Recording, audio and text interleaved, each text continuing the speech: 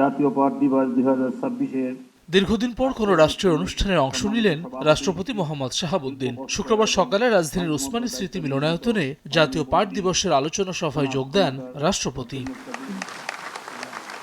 অনুষ্ঠানে পাটশিল্পে অবদান রাখায় সম্মাননা তুলে দেন 12 ব্যক্তি ও প্রতিষ্ঠানকে। পুরস্কার পাওয়া ব্যবসায়ীদের প্রত্যাশা আবারও ঘুরে দাঁড়াবে পাট শিল্প। আশাবাদী আমরা অনেক কাজ করতে পারবো এবং পাট খাত তার অতীত গৌরব ফিরে পাবে। যারা ইউজার তাদের কাছে এটার দামের অনেক তারতম্য থাকে, সেই তারতম্যের জায়গা থেকে রপ্তানিটাকে ত্বরান্বিত ওইভাবে করা যাচ্ছে না।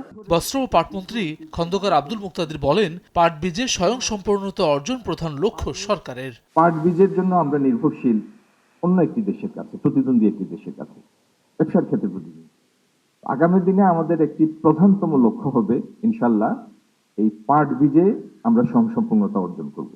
বিশ্ববাজারে পাটজাত পণ্যের চাহিদা পূরণে আরও আধুনিক এবং বৈচিত্র্য আনার উপর জোর দেন রাষ্ট্রপতি। বলেন, 1 কোটি কর্মসংস্থান তৈরিতে খাতভিত্তিক কর্মসংস্থান তৈরি সরকারের প্রধান অগ্রাধিকার। কৃষি ঋণ মওকুফ সরকারের যুগান্তকারী সিদ্ধান্ত। নতুন সরকার দায়িত্ব গ্রহণের 10 দিনের মাথায় কৃষকদের 10,000 টাকা পর্যন্ত কৃষি ঋণ সুদ সহ মওকুফ করার যুগান্তকারী সিদ্ধান্ত গ্রহণ করেছে।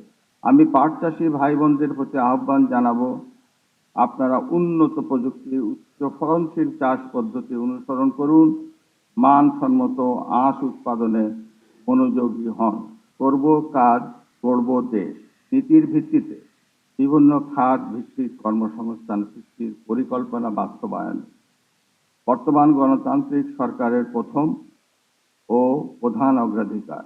হাজারো মানুষের প্রাণের বিনিময়ে বাংলাদেশ গণতান্ত্রিক ধারায় ফিরেছে মন্তব্য করে রাষ্ট্রপতি মোহাম্মদ শাহাবুদ্দিন বলেন, শহীদদের আকাঙ্ক্ষা পূরণে অর্থনীতিতে স্বাবলম্বী হয়ে স্বনির্ভর বাংলাদেশ গড়তে হবে।